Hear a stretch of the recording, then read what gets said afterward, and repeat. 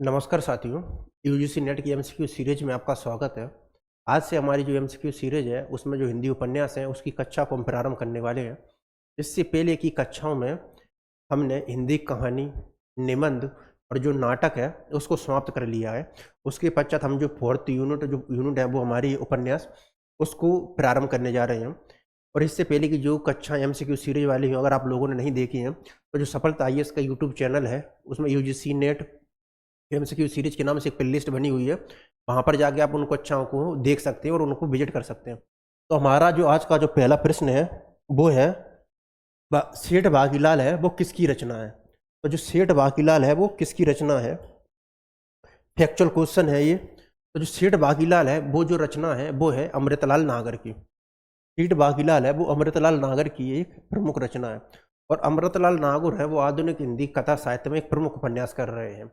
अमृतलाल नागर की सेठ बाकीदास के अलावा इनकी अगर अन्य महत्वपूर्ण उपन्यासों की चर्चा करें उसमें मानस का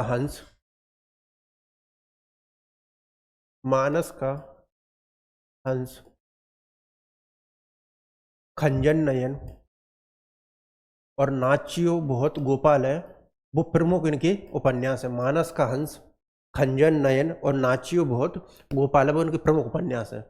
इसके अलावा भगवती चरण वर्मा है उनके प्रमुख उपन्यासों में चित्रलेखा, भूले बिसरे चित्र और टेढ़े मेढ़े रास्ते हैं वो प्रमुख उपन्यास है भगवती चरण वर्मा के। तो भगवती चरण वर्मा के जो प्रमुख उपन्यास है उसमें टेढ़े मेढ़े रास्ते, चित्रलेखा और भूले बिसरे चित्र। यशपाल है वो प्रगतिवादी कथा साहित्य की श्रेणी में आते हैं और इनके प्रमुख उपन्यास है वो है दिव्या। यशपाल का है प्रमुख उपन्यास है उसमें एक है दिव्या और झूठा सच। और ये झूठा सच है वो दो भागों में विभाजित है, वतन और देश का भविष्य, जिसमें कि आज़ादी के बाद की जो पृष्ठभूमि है उसको लिया गया है। तो भगवती चरण वर्मा टेढ़े मेढ़े रास्ते और भूले बिसरे चित्र और चित्रलेखा। और अमृतलाल नागर का है मानस का हंस और खंजन नय। यशपाल है दिव्या और झूठा सच। अगला प्रश्न है मेरी तेरी उसकी बात। मेरी तेरी उसकी बात है वो किसकी रचना है। तो मेरी तेरी उसकी, हमारे पास ऑप्शन है भगवती प्रसाद वर्मा, यशपाल, उदय शंकर भट्ट और अमृतलाल नागर। तो मेरी तेरी जो उसकी बात है वो रचना है यशपाल की। तो मेरी तेरी उसकी बात है वो यशपाल की उपन्यास है मेरी तेरी उसकी बात। इसके अलावा यशपाल के अन्य उपन्यासों में उसमें दिव्या और झूठा सच है और पार्टी कॉमरेड है वो उनके प्रमुख अन्य उपन्यास हैं। दिव्या, झूठा सच जो कि दो भागों में विभाजित है, वतन और देश का भविष्य और प्रति और पार्टी कॉमरेड। भाग्यवती के लेखक है इसमें पहला ऑप्शन है लाला श्रीनिवास दास। तो लाला श्रीनिवास दास का एक बड़ा ही महत्वपूर्ण उपन्यास है परीक्षा गुरु। इसे हिंदी का एक प्रथम मौलिक उपन्यास भी बोला जाता है और इसका जो प्रकाशन वर्ष है वो है 1880 के अप्रोक्स इसका प्रकाशन वर्ष माना जाता है। और ये जो है लाला श्रीनिवास दास का परीक्षा गुरु, ये 41 जो प्रकरण है उसमें ये विभाजित है। तो जो भाग्यवती के जो लेखक हैं वो है श्रद्धाराम फिल्लोरी। इसके अलावा जो देवकी नंदन खत्री हैं वो अय्यावरी जो 43 प्रकार के जो उपन्यास हैं उसके लिखने के लिए प्रसिद्ध है और इनके चंद्रकांता और चंद्रकांता संतति इत्यादि हैं वो प्रमुख उपन्यास है देवकी नंदन खत्री के। और श्रद्धाराम फिल्लोरी का है भाग्यवती। और लाला श्रीनिवास दास का एक बड़ा हिंदी का प्रथम मौलिक उपन्यास है वो है परीक्षा गुरु जो कि 41 जो प्रकरण है उसमें विभाजित है। देश विभाजन को लेकर लिखा गया उपन्यास है, बड़ा ही इंपॉर्टेंट और महत्वपूर्ण प्रश्न है कि देश विभाजन को लेकर है वो कौन सा जो उपन्यास है वो लिखा गया है। अमृत और विष, झूठ और सच, अपने अपने अजनबी और अंतराल। तो ये जो अपने अपने जो अजनबी हैं ये जो उपन्यास है वो है अज्ञे का, जो कि अज्ञे का। और ये जो उपन्यास है अपने अपने अजनबी अज्ञे का, ये जो विदेशी पृष्ठभूमि है उस पर आधारित है। झूठा सच है यह है यशपाल का उपन्यास। और ये जो यशपाल का उपन्यास है झूठा सच वो देश विभाजन को लेकर लिखा गया उपन्यास है और जिसमें कि आज़ादी के बाद की जो सांप्रदायिकता की जो विभाजन की घटना है उस पर आधारित है। और ये जो झूठा सच है वो दो भागों में विभाजित है, वतन और देश का भविष्य। तो देश विभाजन को लेकर लिखा गया उपन्यास है वो है झूठा सच। निम्नलिखित उपन्यासों का अब जो है वो सही क्रम है वो क्या है? तो हमारे पास ऑप्शन है निम्नलिखित उपन्यासों का सही क्रम झूठा सच, राग दरबारी, चंद्रकांता और गोदान। झूठा सच, राग दरबारी, चंद्रकांता, तो जाहिर सी बात है चंद्रकांता वो पहले आएगा, तो ये ऑप्शन तो गलती है। गोदान, राग दरबारी, झूठा सच है वो पहले आएगा राग दरबारी से, ये ऑप्शन भी गलत है। राग दरबारी, झूठा सच, चंद्रकांता, चंद्रकांता है वो गोदान से पहले आएगा, लेकिन इनसे भी वो पहले आएगा, तो ये ऑप्शन भी गलत है। तो इस तरीके से हमारा जो बी ऑप्शन है वो सही होगा। पहले आएगा चंद्रकांता, ये देवकी नंदन खत्री का उपन्यास है। गोदान ये प्रेमचंद का एक बड़ा ही महत्वपूर्ण उपन्यास है और उसका जो प्रकाशन वर्ष है वो है 1936।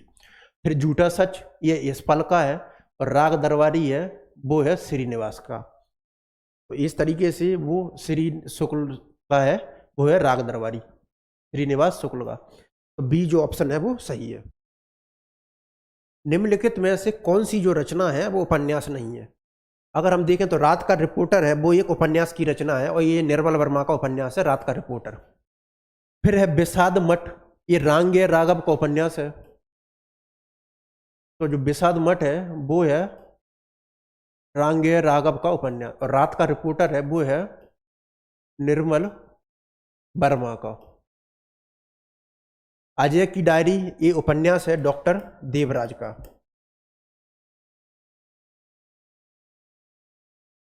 फिर उसके बाद वह जो पचयंती है ये उपन्यास नहीं है बल्कि ये है निबंध संग्रह।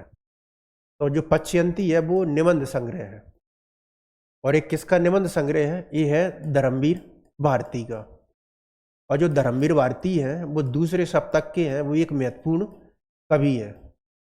इनका एक बड़ा ही महत्वपूर्ण नाटक है वो है अंधा युग। और इनके अगर अन्य निबंधों की चर्चा करें तो उसमें है ठेले पर हिमालय, एक इनका बड़ा ही महत्वपूर्ण अन्य निबंध संग्रह है। और अन्य जो महत्वपूर्ण निबंध संग्रह वो है इनका कहनी और अनकहनी। तो निम्नलिखित में से कौन सी रचना उपन्यास नहीं है? तो रात का रिपोर्टर है वो उपन्यास है, वो निर्मल वर्मा का उपन्यास है। फिर विषाद मठ ये रांगे राघव का उपन्यास है। अजय की डायरी ये डॉक्टर देवराज का उपन्यास है। पचयंती है वो निबंध संग्रह है और ये डॉक्टर धर्मवीर भारती का निबंध संग्रह है। और धर्मवीर भारती है वो दूसरे सप्ताह के एक महत्वपूर्ण कवि है। और इनकी जो काव्य संग्रह है उसकी अगर प्रमुख चर्चा करें तो एक कनुप्रिया है वो इनके बड़ी ही महत्वपूर्ण काव्य संग्रह। और उसके अलावा ठंडा लोहा, इनका जो अंधा युग नाटक है वो बड़ा ही महत्वपूर्ण है। और इसके अलावा इनका अन्य निबंध संग्रह है वो है ठेले पर हिमालय और कहनी अनकहनी। इनमें से कौन सा उपन्यास है वो विभाजन की जो समस्या है उस पर आधारित नहीं है? बड़ा इंपॉर्टेंट और महत्वपूर्ण प्रश्न है ये कि निम्नलिखित में से कौन सा उपन्यास है वो विभाजन की समस्या उस पर आधारित नहीं है? आधा गांव, ये जो आधा गांव जो उपन्यास है वो राही मासूम राजा का है। सूखा बरगद है ये मंजूर एहतेशाम का उपन्यास है।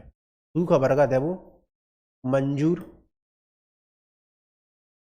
एहतेशाम का उपन्यास है। और झूठा सच है वो यशपाल का उपन्यास है। तो कौन सा उपन्यास विभाजन पर आधारित नहीं है? आधा गांव है वो है राही मासूम राजा का। तो ये जो आधा गांव है राही मासूम राजा का, सूखा बरगद है मंजूर एहतेशाम का और यशपाल का झूठा सच, ये तीनों के तीनों जो उपन्यास हैं वो विभाजन की समस्या पर आधारित है।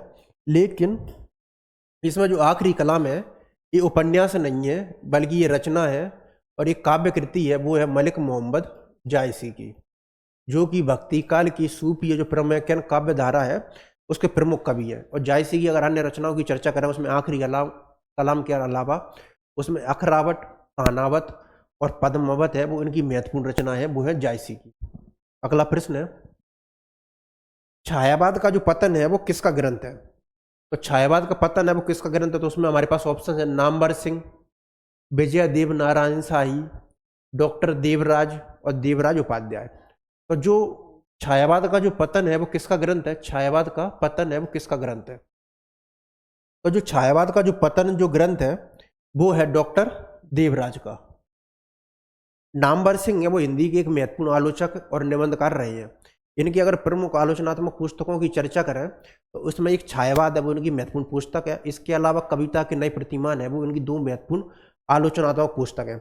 इनके जो निबंध संग्रह है उसमें बकलम खुद, वाद विवाद संवाद, दूसरी परंपरा की खोज और आलोचक के मुख से वो इनके प्रमुख निबंध संग्रह है। जो विजय देव नारायण शाही है, उनका जो प्रमुख अवधारणा रही है, विजय देव नारायण शाही ने एक पुस्तक लिखी है जायसी, जिसमें वो पद्मावत को ट्रेजेडी है उसके रूप में बतलाते हैं। तो जो छायावाद का जो पतन जो ग्रंथ है वो है डॉक्टर देवराज का। निम्नलिखित में से कौन सा उपन्यास है वो देवकी नंदन खत्री का नहीं है? तो जो देवकी नंदन खत्री है वो प्रेमचंद पूर्व उपन्यास परंपरा में एक बहुत ही महत्वपूर्ण लोकप्रिय उपन्यासकार रहे हैं, और इनके उपन्यास है वो अय्यारी तिलस्मी और जो जादुई जो परंपरा है उस पर आधारित थे। तो इनमें से कौन सा उपन्यास वो देवकी नंदन खत्री का नहीं है? तो जो नरेंद्र मोदी उपन्यास है, नरेंद्र मोहिनी, यह देवकी नंदन खत्री का उपन्यास है। चंद्रकांता और कुसुम कुमारी भी देवकी नंदन खत्री का उपन्यास है। और ये जो भाग्यवती जो उपन्यास है वो देवकी नंदन खत्री का नहीं है, यह है श्रद्धाराम फ्लोरी का। तो जो श्रद्धाराम फ्लोरी का जो उपन्यास है वो है भाग्यवती, और ये देवकी नंदन खत्री का उपन्यास नहीं है। तो श्रद्धाराम फ्लोरी का है भाग्यवती। अगला प्रश्न है, निस्सहाय हिंदू उपन्यास के जो लेखक हैं क्या है? ये जो प्रश्न है निस्सहाय हिंदू के जो लेखक हैं, इसमें PYQ में आपको ये अधिकतर प्रश्न है वो कई बार है वो आपको देखने को मिलेगा। और जो निस्सहाय हिंदू उपन्यास के जो लेखक हैं वो है राधा कृष्ण दास। श्रीनिवास दास है, श्रीनिवास दास का जो परीक्षा गुरु है वो बड़ा महत्वपूर्ण उपन्यास है, और राधा कृष्ण दास का है निस्सहाय हिंदू। बालकृष्ण भट्ट का एक बड़ा ही महत्वपूर्ण उपन्यास है वो है 100 अजान और 1 सोजान। प्रेमचंद है वो किस प्रवृत्ति के उपन्यासकार हैं? तो प्रेमचंद का जो रचना क्रम है वो साहित्य में 1916 से 36 के बीच में वो माना जाता है, और हिंदी में जो कहानी और जो उपन्यास का जो विभाजन है वो प्रेमचंद पूर्व, प्रेमचंद युग और प्रेमचंद पश्चात युग उसमें किया जाता है। तो प्रेमचंद के जो प्रवृत्ति के उपन्यास है वो प्रवृत्ति कहलाती है आदर्शोन्मुख यथार्थवादी। ये आदर्शोन्मुख यथार्थवादी का जो क्या तात्पर्य है, तो इसमें वो जो कि कोई भी कहानी या उपन्यास होती है जो कथा साहित्य में, उसकी वो चर्चा है वो बिल्कुल वास्तविक और यथार्थ तरीके से करते हैं। कोई घटना है वो समाज की या व्यक्तिगत जीवन की वो लेंगे और धीरे धीरे उसका वर्णन करते जाएंगे, लेकिन वो अंत है वो किसी आदर्श पर है, उस पर जाकर हो जाता है, और या वो किसी उसका जो समस्या का जो समाधान है वो प्रस्तुत कर देती है। यही कारण है कि आदर्श की ओर उन्मुख यथार्थवाद। तो जो प्रेमचंद का जो किस प्रवृत्ति का उपन्यास है वो है आदर्श की ओर उन्मुख यथार्थवादी, यानी कि जो उनका जो आदर्शवाद है वो अंत में जो रचना के अंत में वो दिखला जाता है, जो कि किसी समस्या के समाधान या कल्पित चरित्र है उनके माध्यम से नजर आता है। तो प्रेमचंद है वो किस प्रवृत्ति के उपन्यासकार हैं? तो वो है आदर्शोन्मुख यथार्थवादी। अमृतलाल नागर के जीवनी परक उपन्यास खंजर नयन में किसके जीवन का चित्रण किया गया है?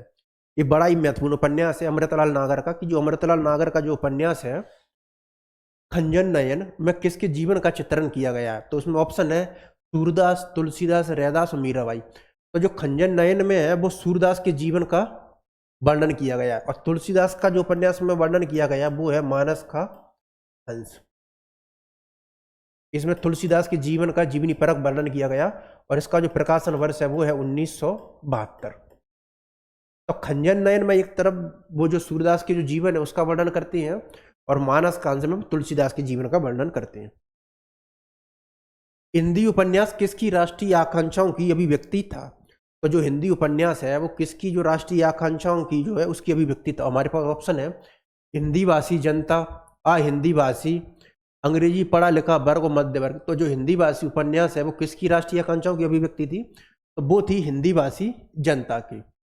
जाहिर सी बात है कि जो हिंदी भाषी जो उपन्यास है वो किसकी राष्ट्रीय अभिव्यक्ति होंगे? तो वो होंगे हिंदी भाषी जनता की। अगला प्रश्न है सुचरिता का संबंध है वो किस उपन्यास से है? बड़ा ही महत्वपूर्ण और इंटरेस्टिंग प्रश्न है। जो सुचरिता है इसका जो संबंध है वो किस उपन्यास से है? हमारे पास ऑप्शन है शेखर एक जीवनी। ये जो शेखर एक जीवनी है वो आज्ञा का एक महत्वपूर्ण उपन्यास और पहला ही उपन्यास है। ये जो शेखर एक जीवनी है इसका जो प्रकाशन वर्ष है वो है 1941, और ये जो उपन्यास है वो 4 भागों में विभाजित है। सबसे पहले प्रवेश आता है, फिर ऊषा और ईश्वर है, बीज और अंकुर, प्रकृति और पुरुष और परिस्थिति। तो जो इसका जो 4 भाग है उनका क्रम लगाने के लिए भी पूछा जाता है, तो उसका जो क्रम होगा वो होगा ऊषा और ईश्वर, बीज और अंकुर, प्रकृति और पुरुष और परिस्थिति। बाणभट्ट की आत्मकथा ये आचार्य हजारी प्रसाद द्विवेदी जी का उपन्यास है, और इसका जो प्रकाशन वर्ष है वो है 1946। और ये जो उपन्यास है इसमें जो गुप्त काल है जो हर्षवर्धन का काल है उसकी जो कथा है उसको लिया गया। उसका प्रकाशन वर्ष 1940 और ये 20 उच्छ्वास है उसमें विभाजित है। पहला गिरमटिया, ये जो उपन्यास है वो है गिरिराज किशोर का, जो कि महात्मा गांधी के जो जीवन, दक्षिण अफ्रीका के जीवन वृत्तांत पर आधारित उपन्यास है। तो जो पहला गिरमटिया है इसके जो उपन्यासकार हैं वो है गिरिराज किशोर, जो महात्मा गांधी के दक्षिण अफ्रीका के जीवन वृत्तांत है उस पर आधारित है। और जो राग दरबारी है ये है श्रीलाल शुक्ल का। तो जो सुचरिता का जो संबंध है वो है बाणभट्ट की आत्मकथा। तो इसमें जो एक स्त्री पात्र है बाणभट्ट की आत्मकथा में वो है सुचरिता। इसके अलावा इसमें जो बाणभट्ट है वो एक पात्र है निपुण का, या नुपुनिया, लौरिक देव, अमोरक भर्ग, भैरव, ये बाणभट्ट की आत्मकथा के अन्य महत्वपूर्ण पात्र है। निम्नलिखित में से कौन सी रचना है वो उपन्यास नहीं है?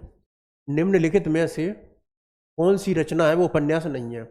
तो जो अजय की डायरी है ये उपन्यास है डॉक्टर देवराज का। एक साहित्य जयवर्धन है, ये जो उपन्यास है वो है जैनेन्द्र का। पहला गिरमिटिया की हम चर्चा कर चुके हैं, ये गिरिराज किशोर का उपन्यास है जो कि महात्मा गांधी के दक्षिण अफ्रीका के जीवन वृत्तांत पर आधारित है। और अजय की डायरी है वो डॉक्टर देवराज का उपन्यास है। इसके अलावा जो एक साहित्यिक की डायरी है वो उपन्यास नहीं है, बल्कि ये मुक्तिबोध की निबंधों की श्रृंखला है। एक साहित्यिक डायरी है वो क्या है? मुक्तिबोध की निबंधों की श्रृंखला है। मुक्तिबोध के निबंधों की यह श्रृंखला है। मुक्तिबोध की जो निबंधों की श्रृंखला है वो क्या है? वो है मुक्तिबोध की जो निबंधों की श्रृंखला वो क्या है? एक साहित्यिक डायरी। बाकी की जो अन्य तीनों के तीनों वो उपन्यास है। जैनेन्द्र कुमार के उपन्यासों का जो सही अनुक्रम है वो क्या है? जैनेन्द्र है वो प्रेमचंदोत्तर कथा साहित्य में एक महत्वपूर्ण स्थान रखती है। प्रेमचंद ने जहाँ समाज के जीवन की जो घटनाएं हैं और जो समस्याएं हैं उनको अपने कथा साहित्य का स्थान दिया है। तो भाई जैनेन्द्र है वो घटनाओं को महत्व न देकर जो व्यक्ति के जो अंतर्द्वंद है या जो मानसिक परिस्थितियां हैं और जो व्यक्ति के जो अंतर्द्वंद होती हैं उनको चित्रित करती हैं। तो प्रेमचंद का संबंध जब बाह्य जगत से है तो भाई जैनेन्द्र का जो संबंध है वो अंतर जगत से है। सुनीता, त्यागपत्र, कल्याणी, सुखदा, विवर्त, जयवर्धन, मुक्तिबोध है वो जैनेन्द्र के प्रमुख उपन्यास है। तो इनके जो उपन्यासों का जो सही क्रम है वो है सुनीता, त्यागपत्र, कल्याणी और सुखदा। तो जैनेन्द्र के जो उपन्यासों का जो सही क्रम बनता है वो है सुनीता, त्यागपत्र, कल्याणी और सुखदा। सुनीता, त्यागपत्र, कल्याणी और सुखदा वो जैनेन्द्र के उपन्यासों का सही क्रम है। शिव पूजन साय का एकमात्र उपन्यास, शिव पूजन साय का जो एकमात्र उपन्यास है वो है देहाती दुनिया, और यह एक आंचलिक उपन्यासों की श्रेणी में आता है। तो शिव पूजन साय का एकमात्र उपन्यास है और कई बार इससे प्रश्न भी आया है, और यह एक आंचलिक उपन्यास की श्रेणी में है। तो शिव पूजन साय का जो एकमात्र उपन्यास है वो है देहाती दुनिया, और यह एक आंचलिक उपन्यास है। हजारी प्रसाद द्विवेदी जी के इस उपन्यास में औपनिषदिक कथा का जो आधार है वो लिया गया है। तो जो हजारी प्रसाद द्विवेदी जी हैं उन्होंने ललित निबंध की परंपरा को प्रशस्त करने के साथ ही वो एक महत्वपूर्ण उपन्यासकार भी रहे हैं। उनके प्रमुख ललित निबंधों की चर्चा करें तो अशोक के फूल, कोटज, नाखून क्यों बढ़ते हैं, आम फिर बोरा गया, वो उनके प्रमुख महत्वपूर्ण ललित निबंध है। इसके अलावा बाणभट्ट की आत्मकथा, पुनर्नवा, चारूचंद्र लेख और अनामदास के पोता, ये चारों की चारों है आचार्य हजारी प्रसाद द्विवेदी जी के उपन्यास है। तो आचार्य हजारी प्रसाद द्विवेदी जी के उपन्यास है उसमें बाणभट्ट की आत्मकथा ये उनका जो सबसे पहला उपन्यास है 1946 में प्रकाशित है, और ये 20 उच्छ्वास है उसमें विभक्त है। इसमें जो हर्षवर्धनकालीन जो परिस्थितियां हैं उसको वो लिया गया है। तो आचार्य हजारी प्रसाद द्विवेदी जी किस उपन्यास से कथा का आधार लिया गया है? तो इसमें बाणभट्ट की आत्मकथा में नहीं लिया गया है, पुनर्नवा में भी नहीं है, चारूचंद्र में भी नहीं है, ये लिया गया है अनामदास का पोथा में। और ये जो अनामदास का पोथा है वो छांदोग्य उपनिषद है उसकी घटना पर आधारित है। और इसके अलावा इसको जो रैक्व आख्यान है वो भी बोला जाता है। तो जो अनामदास का जो पोथा है इसका जो अन्य नाम है वो है रैक्व आख्यान। तो जो अनामदास का जो पोथा है वो छांदोग्य उपनिषद की जो घटना है उस पर आधारित है, और इसे रैक्व आख्यान नाम भी दिया गया। इसमें एक जो रैक्व नाम का जो व्यक्ति है उसमें एक साधु द्वारा जो ज्ञान प्राप्त करने की जो घटना है उस पर ये आधारित है। नाच्यो बहुत गोपाल, ये जो नाच्यो बहुत गोपाल है ये अमृतलाल नागर का उपन्यास है, और इसमें जो मध्य वर्ग के जीवन की जो समस्या है उसको लिया गया है। तो नाचियो बहुत गोपाल की जो उपन्यास की जो नायिका है वो है निर्गुनिया। इसके अलावा जो सिलिया है ये गोदान की स्त्री पात्र है। तो जो निर्गुनिया है वो है नाचियो बहुत गोपाल उपन्यास की, और जो निर्गुनिया है वो है नाचियो बहुत गोपाल की, और जो सिलिया है वो है गोदान की।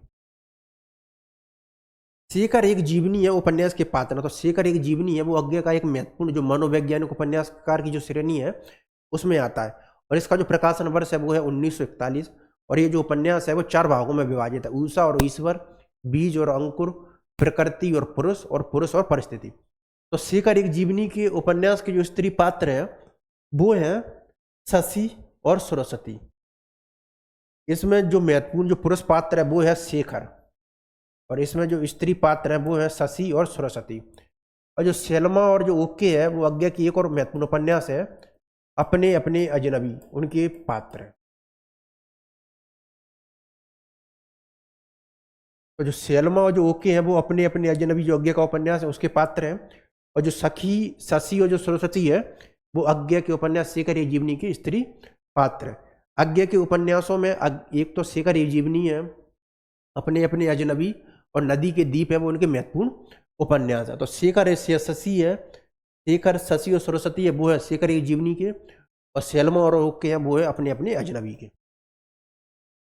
भारत विभाजन पर जो आधारित उपन्यास है नहीं है: झूठा सच, तमस और आधा गांव। तो झूठा सच है वो यशपाल का उपन्यास है, और ये भारत विभाजन की जो घटना है उस पर आधारित है। और ये जो झूठा सच है वो 2 भागों में विभाजित है: वतन और देश का भविष्य। तमस है ये भीष्म साहनी का उपन्यास है, और इसके लिए उनको साहित्य अकादमी का जो पुरस्कार है उस पर भी आधारित अकादमी का पुरस्कार भी दिया गया था। और इसमें जो भारत विभाजन की घटना और जो सांप्रदायिकता का जो माहौल है उसको लिया गया है। आधा गांव राही मासूम राजा का है, इसमें भी जो भारत विभाजन की घटना उसको लिया गया।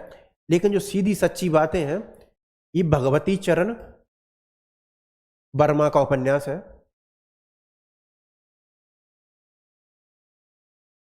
तो जो सीधी सच्ची जो बातें हैं वो भगवती चरण वर्मा का उपन्यास है, और इसमें कहीं पर भी जो सीधी सच्ची बात है वो भगवती चरण वर्मा का उपन्यास है, और इसमें मध्य वर्गीय जीवन की जो सामाजिक जीवन की जो समस्या है उनको लिया गया है। और वो जो भगवती चरण वर्मा के अन्य उपन्यासों में उसमें एक टेढ़े मेढ़े रास्ते और चित्रलेखा है वो प्रमुख उनके उपन्यास है।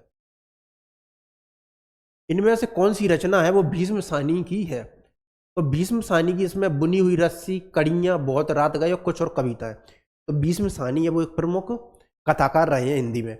भीष्म साहनी का जो तमस उपन्यास है वो काफ़ी महत्वपूर्ण है, उसकी हम चर्चा कर चुके हैं। इसके अलावा भीष्म साहनी की जो चीप की दावत और अमृतसर जो आ गया कहानी है वो बड़ी महत्वपूर्ण कहानियाँ हैं। तो भीष्म साहनी की जो रचना है वो है कड़ियाँ। तो इनमें से जो भीष्म साहनी की जो कहानी है वो कौन सी है, जो रचना है वो है कड़ियाँ। इनमें से कौन सा जो उपन्यास है वो भगवती चरण वर्मा का नहीं है? भगवती चरण वर्मा का उपन्यास नहीं है। भगवती चरण वर्मा जो उत्तर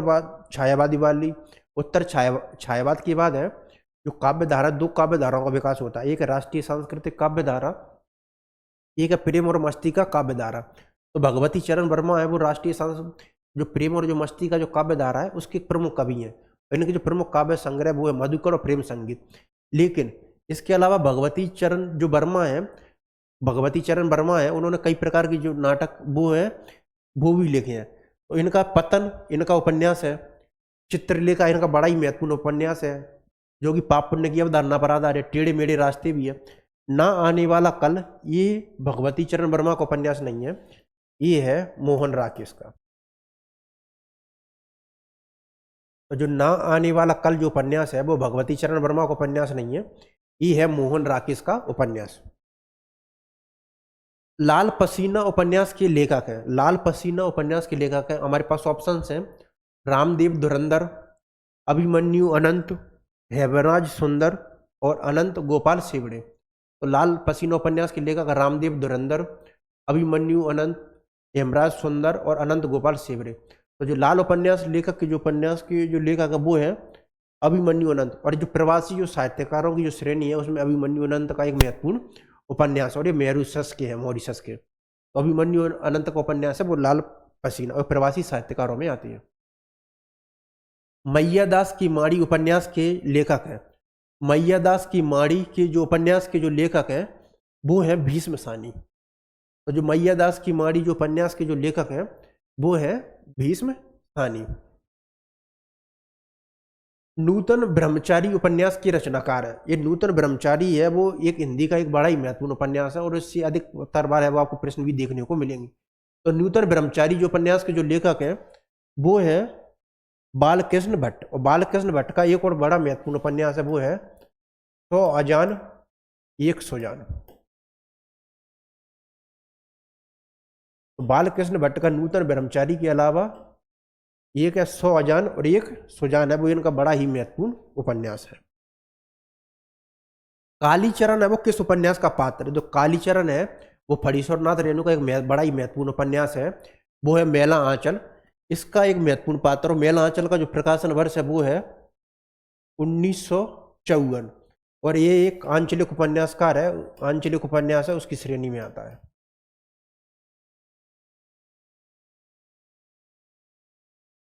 तो इसमें जो कालीचरण है वो एक कॉमरेड होता है। तो इसमें जो कालीचरण है वो किस उपन्यास का पात्र है? तो जो कालीचरण है वो मेला आंचल है, फणीश्वरनाथ रेणु का उपन्यास 1954 में प्रकाशित है, उसका पात्र और ये 2 भाग है उसमें विभाजित है। और इसमें जो बिहार जिले का जो पूर्णिया गांव है उसकी घटना को है उसमें लिया गया है।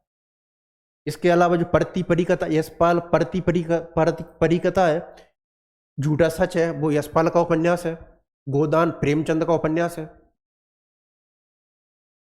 पहला गिरमटिया जो उपन्यास के जो लेखक हैं, तो जो पहला जो गिरमटिया जो उपन्यास है उसके जो लेखक हैं वो है गिरिराज किशोर। और ये जो गिरिराज किशोर है इन्होंने जो महात्मा गांधी की जो दक्षिण अफ्रीका के जो यात्रा वृत्तांत जो जीवनी जो रहे हैं उस समय वो रहे थे उनकी जो घटना है उसका जिक्र किया गया है। तो इसमें जो महात्मा गांधी की दक्षिण अफ्रीका के जीवन वृत्तांत पर आधारित है वो है पहला गिरमटिया। जो विष्णु प्रभाकर है, विष्णु प्रभाकर का एक बड़ा ही महत्वपूर्ण काम रहा है वो है जीवनी में। विष्णु प्रभाकर ने एक बड़ी महत्वपूर्ण जीवनी लिखी है वो है आवारा मसीहा, जो कि कथा शिल्पी शरचंद्र की जीवनी है।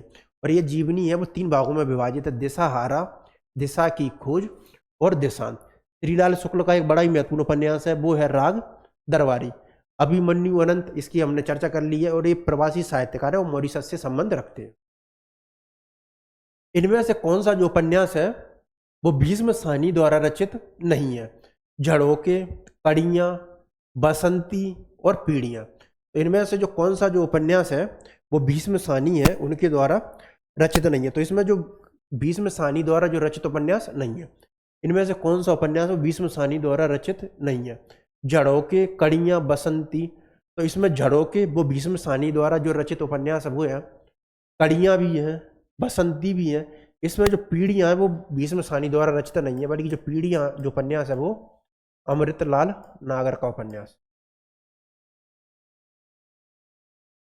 तो जो पीढ़ियाँ हैं वो किसका उपन्यास है? वो भीष्म सानी का नहीं है, बल्कि वो अमृतलाल नागर है उनका उपन्यास है। कामकुंठा की शिकार स्त्री के चरित्र का चित्रण किस उपन्यास में किया गया? बड़ा ये जो महत्वपूर्ण जो प्रश्न है वो है कि कामकुंठा की शिकार स्त्री के चरित्र का चित्रण है वो किस उपन्यास में किया गया है? जिंदगी नामा, अनित्य, शेष यात्रा और सूरजमुखी अंधेरे। तो ये जो जिंदगी नामा और सूरजमुखी अंधेरे के हैं ये कृष्णा सुबुद्धि के एक बड़े ही महत्वपूर्ण दोनों उपन्यास हैं। तो जो कामकुंठा की शिकार स्त्री के जो चरित्र का जो उपन्यास वो चित्रण किया गया है वो किया गया सूरजमुखी बंद अंधेरे के, ये जो कि कृष्णा सुबुद्धि का उपन्यास है। विश्वनाथ प्रसाद निम्नलिखित में से किस उपन्यास का पात्र है? तो जो विश्वनाथ प्रसाद है जो उपन्यास के जो पात्र है वो है मेला आंचल के। और ये फणीश्वरनाथ रेणु का एक महत्वपूर्ण आंचलिक उपन्यास है और यहीं से जो आंचलिक उपन्यासों की जो प्रशस्त परंपरा है उसकी शुरुआत होती है। उसका जो प्रकाशन वर्ष है वो है 1954 और ये जो बिहार जिले के जो पूर्णिया जिले के एक जो गांव है मेरीगंज उसकी घटना पर आधारित है। तो बिहार जिले का जो पूर्णिया जिला है, बिहार राज्य का जो पूर्णिया जिला है तो उसका जो गांव है मेरीगंज है उसकी घटना पर ये आधारित। और इसमें जो विश्वनाथ प्रसाद है ये जो कमली की जो पिता हैं वो रहते हैं और साथ में ये तहसीलदार भी रहते हैं। बाल, वय, संधि और किशोर मन का मनोवैज्ञानिक अंकन है वो किस उपन्यास में हुआ? ये बड़ा ही महत्वपूर्ण प्रश्न है। बाल, वय, संधि और किशोर मन का जो मनोवैज्ञानिक उपन्यास है वो किस उपन्यास में हुआ है? तो ये हुआ है शेखर एक जीवनी में अज्ञे का और इसका जो प्रकाशन वर्ष है वो है 1941। इसके जो प्रमुख पात्र है वो है शेखर, शशि, और सरस्वती। और ये जो उपन्यास है वो 4 भागों में विभाजित है, ऊषा और ईश्वर, बीज और अंकुर, प्रकृति और पुरुष और परिस्थिति। और ये जो जयवर्धन है वो है जैनेन्द्र का उपन्यास। तो जो बाल वय संधि और किशोर मन का जो मनोवैज्ञानिक अंकन है वो किस में किया गया है, तो वो किया गया है शेखर एक जीवनी की आज्ञा के उपन्यास में। आचार्य हजारी प्रसाद द्विवेदी जी के निम्नलिखित उपन्यास, तो आचार्य हजारी प्रसाद द्विवेदी जी के जो निबंध जो उपन्यास है, अनामदास का पोथा, पुनर्नवा, बाण भट्ट की आत्मकथा और चारू चंद्र लिख, तो इनके जो कथा स्रोतों की जो दृष्टि है उनको लेना है। तो जो अनामदास का जो पोथा है, इसमें जो उपनिषद की जो प्रवृत्ति है उसको लिया गया है, और इसे रेख आख्यान भी बोला जाता है। तो इसमें जो उपनिषद की पृष्ठभूमि है वो ली जाएगी, तो इसका जो होगा वो होगा औपनिषदिक काल। बाण भट्ट की आत्मकला, इसका प्रकाशन वर्ष 1946, और इसमें जो काल लिया जाएगा वो लिया जाएगा 6वीं 7वीं का जो हर्षवर्धन का काल है वो।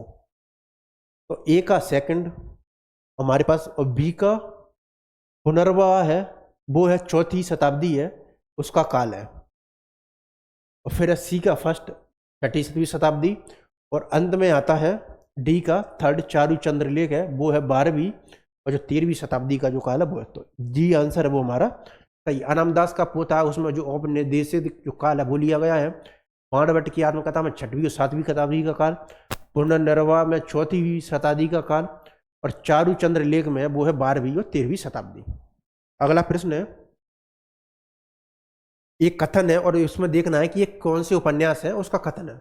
अगर प्रेम खूंखार शेर है तो मैं उससे दूर ही रहूंगी, मैंने तो उसे गाय नहीं समझा रखा था, मैं प्रेम के संदेह को ऊपर समझती हूँ, यह देह की वस्तु नहीं आत्मा की वस्तु है, संदेह का वहाँ जरा भी स्थान नहीं, और हिंसा तो संदेह का ही परिणाम है, वह संपूर्ण आत्मसमर्पण है। ये पंक्तियां गोदान उपन्यास में किस पात्र द्वारा कही गई हैं? ये बड़ी महत्वपूर्ण पंक्तियां हैं। अगर प्रेम खूंखार शेर है तो मैं उससे दूर ही रहूंगी, मैंने तो उसे गाय ही समझ रखा था, मैं प्रेम को संदेह के ऊपर समझती हूँ, यह देह की वस्तु नहीं आत्मा की वस्तु है, संदेह का वहाँ जरा भी स्थान नहीं, और हिंसा तो संदेह का ही परिणाम है, वह संपूर्ण आत्मसमर्पण है। ये पंक्तियां गोदान उपन्यास में किस पात्र द्वारा की गई हैं? तो ये जो पंक्तियां हैं वो है मालती की, और मालती किससे बोलती है? तो वो बोलती है मेहता साहब से। तो ये जो पंक्तियां हैं, अगर प्रेम खूंखार शेर है तो मैं उससे दूर ही रहूंगी, ये पंक्तियां हैं मालती की, और ये मालती है, मालती बोलती है वो है मेहता से। इसके अलावा प्रेमचंद ने मालती के ऊपर बोला है कि मालती वो बाहर से तितली है और अंदर से मधुमक्खी, और उसी की ये पंक्तियां हैं, मालती वो बोलती है मेहता से। निम्नलिखित में से किस उपन्यास में राम और काम का द्वंद्व है वो चित्रित हुआ है? तो जो राम और जो काम का जो द्वंद्व है वो अमृतलाल नागर का एक बड़ा ही जीवनी परक उपन्यास है, वो है मानस का हंस। इसका प्रकाशन वर्ष है 1972। तो राम और काम का जो द्वंद्व है वो है मानस का हंस में, और इसका जो प्रकाशन वर्ष है वो है 1972। और इसका जो और इसी में है राम और जो काम का जो द्वंद्व है वो चित्रित हुआ है, अमृतलाल नागर। और जो खंजन नयन है ये सूरदास के जो जीवन है उस पर आधारित है। निम्नलिखित में से क्या तत्सम उपन्यास में सांप्रदायिक भावना के निर्माण में सहायक नहीं है? और जो तमाश है वो भीष्म साहनी का एक बड़ा ही महत्वपूर्ण उपन्यास है, जिसमें जो सांप्रदायिक जो जीवन है और जो घटना है उसको लिया गया। उसमें जो सबसे पहले जो सांप्रदायिकता की जो घटना की जो शुरुआत है वो होती है शहरों में, फिर धीरे धीरे वो शहरों से बढ़ते हुए गांव में वो किस तरीके से घटना जो पहुंच जाती है उसका जो चित्रण है वो तमस उपन्यास में किया गया है। तो इसमें निर्माण में सहायक नहीं है, वो देखना है हमको। तो जो सांप्रदायिक पूर्वाग्रह है वो सांप्रदायिकता के जो निर्माण है उसमें जो सहायक की भूमिका भी निभाती है। विभिन्न संप्रदायों का एक स्थान प्रवास, वर्गीय पूर्वाग्रह, ये भी सांप्रदायिकता है, उसमें ये सहायक होती है। अतीत की गौरव कथा, ये भी सांप्रदायिकता में सहायक होती हैं। विभिन्न संप्रदायों का एक स्थान प्रवास, ये किसी भी सांप्रदायिकता में बिल्कुल सहायक नहीं हो सकती हैं। तो जो बी ऑप्शन है वो विभिन्न संप्रदायों का एक स्थान प्रवास है, उस सांप्रदायिकता में वो सहायक नहीं है। अगला प्रश्न है कि निम्नलिखित में से दलित जीवन पर जो आधारित है वो उपन्यास है वो कौन से? ये बड़ा ही महत्वपूर्ण प्रश्न है कि निम्नलिखित में से जो कौन से जो उपन्यास है वो दलित जीवन है उस पर आधारित है। ये जो धरती धन्ना अपना है ये जगदीश चंद्र माथुर का उपन्यास है और ये जो दलित जीवन है उस पर आधारित है। यथा प्रस्तावित ये गिरिराज किशोर का उपन्यास है और ये भी दलित जीवन है उसकी घटना पर आधारित है। तो धरती धन्ना अपना और यथा प्रस्तावित ए और डी जो उपन्यास है दोनों की दोनों वो दलित जीवन पर आधारित उपन्यास है। और जो कठ गुलाब है ये उपन्यास है मृदुला गर्ग का। कठ गुलाब है वो है मृदुला गर्ग का उपन्यास। तो निम्नलिखित में से कौन सा दलित जीवन पर आधारित उपन्यास है? तो दलित जीवन पर जो आधारित उपन्यास है उसमें है धरती धन्ना अपना और यथा प्रस्तावित। तो धरती धन्ना अपना और यथा प्रस्तावित अब दलित जीवन पर आधारित उपन्यास है। धरती धन्ना अपना जगदीश चंद्र माथुर का है और यथा प्रस्तावित है गिरिराज किशोर का। और कठ गुलाब जो उपन्यास है वो है मृदुला गर्ग का। ये जो फिर उपन्यास है और उपन्यासों के जो पात्र हैं उनकी सूची का मिलान करना है। तो जो तमस जो उपन्यास का जो पात्र है, तमस जो उपन्यास का जो पात्र है वो है तारा। रंगनाथ जो उपन्यास का जो पात्र है वो है राग दरबारी। महावो जो उपन्यास का पात्र है शुक्ल बाबू। झूठा सच जो उपन्यास का जो पात्र है वो है रिचर्ड। और शेखर जो पात्र है वो है शेखर एक जीवनी उपन्यास जो कि अज्ञा द्वारा रचित उपन्यास है और इसका जो प्रकाशन वर्ष है वो है 1941। तो जो तमस उपन्यास का जो पात्र है वो है तारा। राग दरबारी उपन्यास का पात्र है रंगनाथ। महाभोज है ये मनु भंडारी का उपन्यास है और इसका जो पात्र है वो है शुक्ल बाबू। और झूठा सच है ये यशपाल का पात्र है, इसका जो पात्र है झूठा सच वो है रिचर्ड। अगला प्रश्न है भीष्म सानीकृत तमस उपन्यास का कथानक है वो किन विषयों पर आधारित है? तो भीष्म सानी का जो तमस उपन्यास है वो किन विषयों और जो कथानक पर आधारित है उसकी हमको चर्चा करनी है। तो इसमें जो विभाजन की जो त्रासदी है उसको चित्रित किया गया है। सामाजिक विषमता, स्त्री विमर्श और सांप्रदायिक विद्वेष। तो इसमें जो विभाजन की त्रासदी और जो सांप्रदायिक विद्वेष है उसको चित्रित किया गया है ए और डी। तो विभाजन की त्रासदी और सांप्रदायिक विद्वेष है उस पर यह आधारित है। सर्व सुख नामक अग्रवाल बनिया की कथा किस उपन्यास में उल्लिखित है? बड़ा ही महत्वपूर्ण प्रश्न है कि जो सर्व सुख नामक अग्रवाल बनिया की कथा है वो किस उपन्यास में उल्लिखित है? सर्व सुख नामक अग्रवाल बनिया की जो कथा है वो किस उपन्यास में उल्लिखित है? देवरानी जेठानी की कहानी, बामा से चक, भाग्यवती और निशा इंदु। तो जो सर्वसुख नाम की जो बनी की कहानी है वो है देवरानी जेठानी की कहानी में और इसके उपन्यास के जो उपन्यासकार है वो है पंडित गौरीदत्त। इसमें मेरठ के जो अग्रवाल एक जो बनिया होता है मेरठ सर्वसुख, तो उनकी जो कथा है उसको आधारित है। इसके अलावा देवरानी जेठानी की कहानी की जो उपन्यास है उसकी भूमिका में उपन्यास की होती है कि अपने चाल में एक नई तरह की पुस्तक होगी और स्त्रियों को जो शिक्षा देने के लिए वो पुस्तक है उसका जो रचना क्रम है वो देवरानी जेठानी में किया गया। तो इसमें बताया गया कि स्त्रियों को पढ़ाना लिखाना है वो किस तरीके से वो जरूरी है। तो सर्वसुख नामक जो अग्रवाल बनिया की कथा है वो किस उपन्यास में है? तो वो है देवरानी जेठानी की कहानी में और इसके उपन्यासकार है वो है पंडित गौरीदत्त। और हिंदी के जो प्रारंभिक उपन्यासकार है उसमें ये शामिल है। निम्नलिखित में से विदेशी परिवेश पर आधारित कौन से उपन्यास नहीं है? तो इसमें जो विदेशी परिवेश पर जो आधारित उपन्यास नहीं है उनकी चर्चा करनी है। तो उसमें जो विदेशी परिवेश पर आधारित उपन्यास नहीं है उसमें परिशिष्ट है, चक्रव्यूह है, बेदिन है और सफर के साथी। तो इसमें जो विदेशी पृष्ठभूमि पर आधारित उपन्यास नहीं है उसमें वो है परिशिष्ट और चक्रव्यूह। तो जो परिशिष्ट और जो चक्रव्यूह है वो विदेशी पृष्ठभूमि है उस पर जो आधारित उपन्यास है वो नहीं है। तो ए और बी है वो आंसर है वो सही होगा। लाला ब्रज किशोर और मुंशी चुन्नीलाल निम्नलिखित में से किस उपन्यास के पात्र हैं? तो लाला ब्रज किशोर और मुंशी चुन्नीलाल है वो किस उपन्यास के पात्र हैं? तो वो लाला श्रीनिवास दास द्वारा रचित परीक्षा गुरु उपन्यास के ये पात्र है। और ये जो परीक्षा गुरु उपन्यास है वो 41 प्रकरण है उसमें विभाजित है। ये जो उपन्यास है वो 41 जो प्रकरण है उसमें विभाजित है।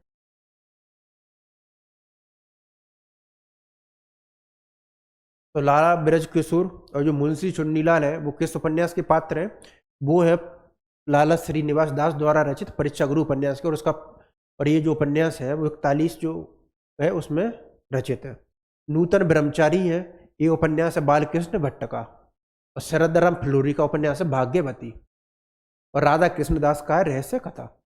आधुनिक ईरान की पृष्ठभूमि पर रक्त रंजित क्रांति का चित्रण निम्न में से किस उपन्यास में किया गया? बड़ा ही महत्वपूर्ण प्रश्न है ये कि आधुनिक ईरान की पृष्ठभूमि पर रक्त रंजित क्रांति का चित्रण निम्नलिखित में से किस उपन्यास में किया गया?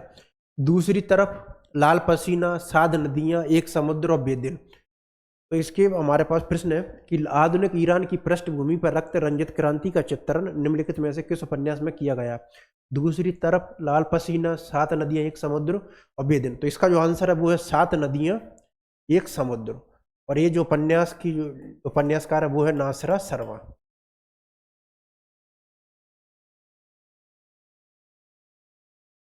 तो आधुनिक ईरान की पृष्ठभूमि पर रक्त रंजित रंजित उपन्यास में कौन सा है? तो वो है नासिरा शर्मा का सात नदियां एक समुद्र। करम बीबी और सरफराज निम्नलिखित में से किस उपन्यास के पात्र हैं?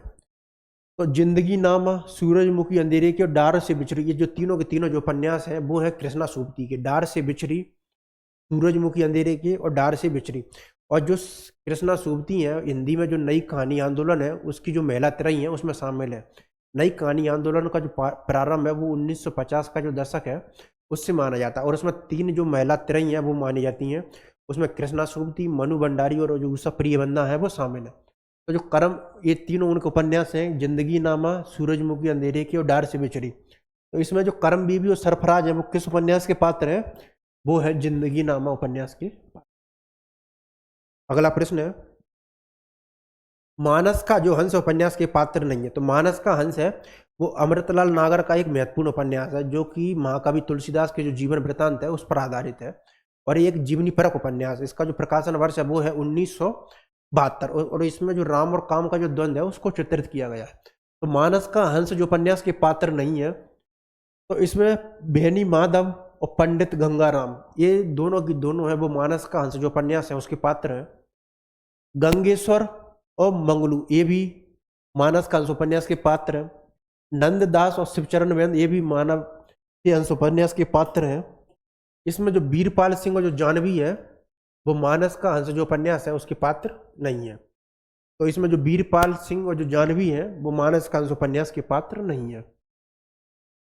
निम्नलिखित में से किस उपन्यास में उत्तर प्रदेश के पूर्वांचल के एक कस्बा नुमा गांव शिवपालगंज की कहानी वर्णित है? ये बड़ा ही महत्वपूर्ण प्रश्न है कि निम्नलिखित में से किस उपन्यास में उत्तर प्रदेश के पूर्वांचल के कस्बा नुमा गांव शिवपालगंज की कहानी है वो वर्णित है? तो जो राग दरबारी है ये श्रीलाल शुक्ल का एक महत्वपूर्ण उपन्यास है। आधा गांव है वो है राही मासूम राजा का। तो शिवपालगंज की जो घटना आधारित है वो है राग दरबारी में। और ये श्रीलाल शुक्ल का उपन्यास।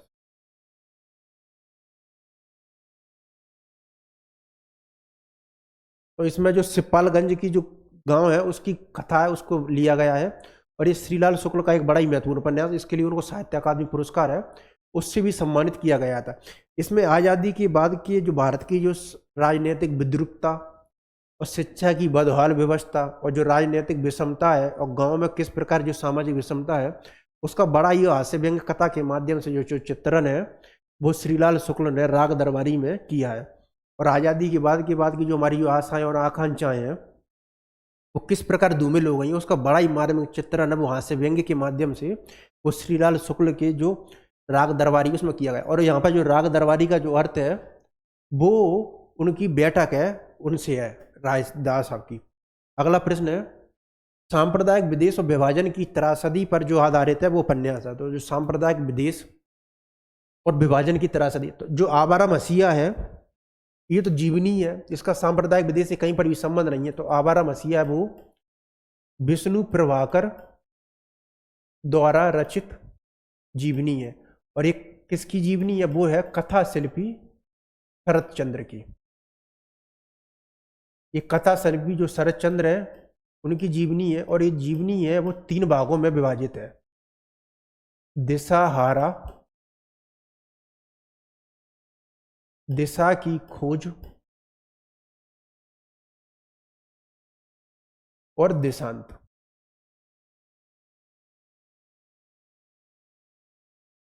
तो इसमें कहीं पर भी सांप्रदायिक विद्वेष और जो विभाजन है उसकी घटना का वर्णन नहीं है। तो ये जो आवारा मसीहा है विष्णु प्रभाकर द्वारा रचित जीवनी और कथा शिल्पी शरद चंद्र की जीवनी है और 3 भागों में विभाजित है, दिशाहारा, दिशा की खोज और देशांत।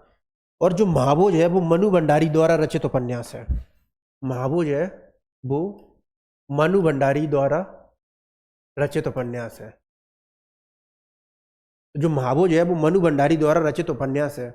इस उपन्यास में जो राजनीतिक विद्रूपता है उसका बड़ा ही शानदार वर्णन किया गया है कि जो राजनेता हैं वो किस प्रकार जो एक व्यक्ति की मृत्यु होती है उसमें जो अपनी जो राजनीतिक रोटियां जो सेकने का जो अवसर है वो भी नहीं छोड़ते हैं। तो जो महाभोज है ये जो घटना है वो उस पर आधारित है और इसमें जो राजनीतिक विद्रूपता है उसका बड़ा ही मार्मिक वर्णन है वो किया गया है। तो इसमें एक जो दलित युवक है उसकी जब मृत्यु हो जाती है तो जो सभी प्रकार के जो नेता हैं, जो सभी नेता हैं वो गांव में किस प्रकार अपनी राजनीतिक रोटियां सेकने का प्रयत्न करते हैं उसका वर्णन है वो महाभोज के मनु भंडारी की महाभोज उपन्यास में किया गया। इसके अलावा जो तमस है भीष्म सानी का और यशपाल का जो झूठा सच है वो सांप्रदायिक विद्वेष और विभाजन की जो घटना है उन दोनों पर आधारित है। तीसरा और जो चौथा जो आंसर है वो हमारा बिल्कुल सही है। अगला उपन्यास है कि जो तमस उपन्यास के जो पात्र हैं वो कौन कौन से हैं। तो जो तमस उपन्यास के जो पात्र हैं, जो कनक जो उपन्यास है कनक है, ये जो पात्र है वो है यशपाल के झूठा सच के। ओके और जो सेल्मा है वो अज्ञे के अपने अपने जो अजनबी उपन्यास है उसके पात्र है।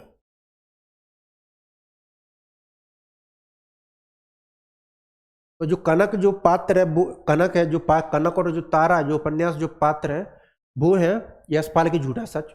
सेल्मा और जो ओके जो पात्र हैं वो अज्ञे के अपने अपने अजनबी की हैं। इसके अलावा जो रिचर्ड और जो लीजा है ये दोनों के दोनों उपन्यास के जो पात्र है वो है तमस के। ये दोनों पति पत्नी या जो प्रेम प्रसंग है उसमें रहते हैं और जो रिचर्ड है वो डिप्टी कमिश्नर होता है, जिसको डिप्टी कलेक्टर या डिप्टी कमिश्नर है वो होता है। और ये जो विभाजन और जो सांप्रदायिकता जो रोकने का है वो कोई भी जो प्रयत्न है वो नहीं करता है। तो जो रिचर्ड है वो डिप्टी कमिश्नर है, डिप्टी कलेक्टर है। लीजा है वो उसके साथ में रहती है। कनक है वो यशपाल के जो झूठा सच उपन्यास है उसकी पात्र है। और सेल्मा और ओके वो अपने अपने अजनबी की। तो इसमें जो उपन्यास है इसमें जो सांप्रदायिकता है उस पर और जो सांप्रदायिक विद्वेष है उसकी जो घटना है उस पर ये जो उपन्यास है वो आधारित है। और इसमें जो सबसे पहले घटना होती है उसमें जो मुराद अली के कहने पर इसमें एक पात्र होता है नत्थू, तो उसमें वो शुगर को एक मस्जिद के बाहर है वो फेंक देता है। वो वहीं से जो सांप्रदायिकता की जो घटना है वो प्रारंभ हो जाती है। तो इसमें जो धीरे धीरे जो सांप्रदायिक की घटना है वो धीरे धीरे शहर के एक हिस्से से पहुँच कर धीरे धीरे वो संपूर्ण शहर में पहुँच जाती है। और ये जो सांप्रदायिकता वो न सिर्फ शहरों में रहती है बल्कि शहरों से होते होते होते हुए पूरे जो गांव है वहाँ उसको भी अपने आगोश में वो ले लेती है। तो जो रिचर्ड और लीला वो उपन्यास के पात्र हैं वो है तमस के। मनु भंडारी द्वारा जो रचित उपन्यास है वो नहीं है। तो मनु भंडारी है वो आधुनिक हिंदी जो कथा साहित्य है उसकी एक बड़ी महत्वपूर्ण कथाकार है। इनकी अगर प्रमुख कहानियों की चर्चा करें उसमें मैं अकेली, त्रिशंकु, मैं हार गई, एक प्लेट सैलाब, यही सच है, वो इनके प्रमुख कहानी संग्रह है। इसके अलावा इनके प्रमुख उपन्यास में एक आपका बंटी है जो कि बाल मनोविज्ञान पर आधारित है। महाभोज है उसमें जो राजनीतिक विद्रूपता है उस पर आधारित है। और इसके अलावा 1 इंच जो मुस्कान उपन्यास है वो उन्होंने राजेंद्र यादव है उनके साथ में मिलकर लिखा था। तो महाभोज है वो मनु भंडारी द्वारा रचित उपन्यास है। इसमें आज़ादी की बात की जो राजनीतिक विद्रूपता है उसका बड़ा ही मार्मिक वर्णन है वो किया गया है। आपका बंटी ये भी मनु भंडारी द्वारा रचित उपन्यास है। और ये जो आपका बंटी है उसमें जो बाल मनोविज्ञान की जो घटना है उसका बड़ा ही मार्मिक वर्णन वो किया गया है। तो रचित उपन्यास नहीं है वो है सैलूस और बसंती। तो 3 और जो 4 है वो आंसर है वो सही है। सैलूस जो उपन्यास है वो है शिव प्रसाद सिंह का। तो जो सैलूस जो उपन्यास है वो किसका है वो है शिव प्रसाद सिंह का। इसके अलावा जो बसंती जो उपन्यास है वो है भीष्म सानी का।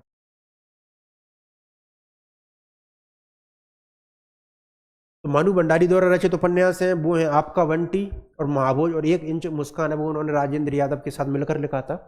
सैलूस जो उपन्यास है वो है शिव प्रसाद सिंह का और बसंती है वो है भीष्म सानी का। अगला प्रश्न है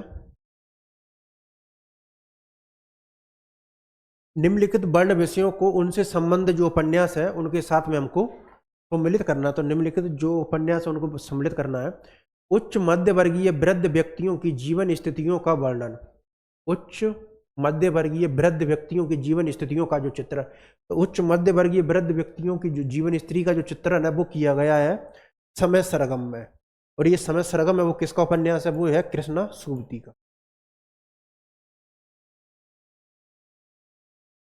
तो जो वृद्धावस्था विमर्श से आधारित उपन्यास है वो कृष्णा सुबुद्धि का एक बड़ा ही महत्वपूर्ण उपन्यास है जो कि वृद्धावस्था विमर्श पर आधारित है, वो है समय सरगम। तो उच्च मध्य वर्गीय वृद्ध व्यक्तियों की जीवन स्थितियों का जो चित्रण किया गया है वो है समय सरगम में कृष्णा सुबुद्धि में। दलित जीवन की नारकीय वास्तविकताओं का चित्रण, तो दलित जीवन की जो नारकीय जो वास्तविकताओं है उसका जो चित्रण किया जाएगा। इसके अलावा पटना के महिला छात्रावासों में पनपने वाले भ्रष्टाचार और स्त्रियों के जो शोषण का जो चित्रण है वो आएगा प्रति परिकथा में। पंजाब पर अंग्रेजों के आधिपत्य और ईस्ट इंडिया कंपनी की जो लूट खसोट है, तो पहले का फोर्थ, फर्स्ट का फोर्थ, तो जो सी आंसर वो हमारा सही है। दलित जीवन की जो घटनाओं है उस पर आधारित है वो है नाच्यो बहुत गोपाल। और जो नाच्यो बहुत जो गोपाल जो उपन्यास है वो है अमृतलाल नागर का एक बड़ा ही महत्वपूर्ण उपन्यास है। उच्च मध्य वर्गीय वृद्ध जीवन है कि जो जीवन स्थितियों का जो चित्रण है वो नजर आता है कृष्णा सुबुद्धि के समय सरगम उपन्यास में। और ये वृद्ध व्यवस्था विमर्श पर आधारित बड़ा ही महत्वपूर्ण उपन्यास है। दलित जीवन की जो नारकीय वास्तविकताओं का जो चित्रण जो किया गया है वो किया गया है नाच्यो बहुत गोपाल में, जो कि अमृतलाल नागर का उपन्यास है। पंजाब पर अंग्रेजों के आधिपत्य और ईस्ट इंडिया कंपनी की जो लूट खसोट है वो नजर आती है मैया दास की माड़ी में। और मैया दास की जो माड़ी है वो भीष्म सानी का है वो उपन्यास है। और पटना के महिला छात्रावास में पनपने वाले भ्रष्टाचार और स्त्रियों के शोषण का चरित्र है वो है प्रति परिकथा में, जो कि फणीश्वर नाथ रेणु का उपन्यास है। तो जो सी आंसर है वो हमारा बिल्कुल सही है। पटना के महिला छात्रावास में पनपने वाले भ्रष्टाचार और स्त्रियों के शोषण का चित्र वो है फोर्थ का वन। और थर्ड का है सेकंड, पंजाब पर अंग्रेजों के आधिपत्य ईस्ट इंडिया, वो है मैया दास की माड़ी भीष्म सानी का। तो आज हमारे जो सेशन है उसमें हमने जो 50 प्रश्न है वो MCQ वो कर लिए हैं। और आज हमारी जो हिंदी उपन्यास है उसकी ये पहली कक्षा थी। इससे पिछली कक्षाओं में हमने हिंदी कहानी, नाटक और जो निबंध है उन तीनों जो यूनिट है इकाई हैं उनको समाप्त कर लिया है। और सफलता IAS की जो यूट्यूब चैनल है उस पर जो प्लेलिस्ट भी बनी हुई है तो वहाँ पर आप उसको देख सकते हैं। इसके अलावा जो हिंदी उपन्यास की जो हमारी जो श्रृंखला वो प्रारंभ हो गई है। इसके अलावा हमारी ऑब्जेक्टिव के साथ ही हमारी जो डिस्क्रिप्टिव क्लास है उसका भी प्रारंभ हो चुका है। उसमें अभी तक हमने विभिन्न प्रकार की जो कहानी, निबंध और जो हास्यव्यंग कथा जो कविता है उसको देख लिया। तो उसको वो भी सफलता IAS की यूट्यूब प्लेलिस्ट है वहाँ पर वो आपको मिल जाएगी। तो आज हमारी ये कक्षा उसका अंदर रखते हैं, कल हम इसको फिर से प्रारंभ करते हैं। धन्यवाद।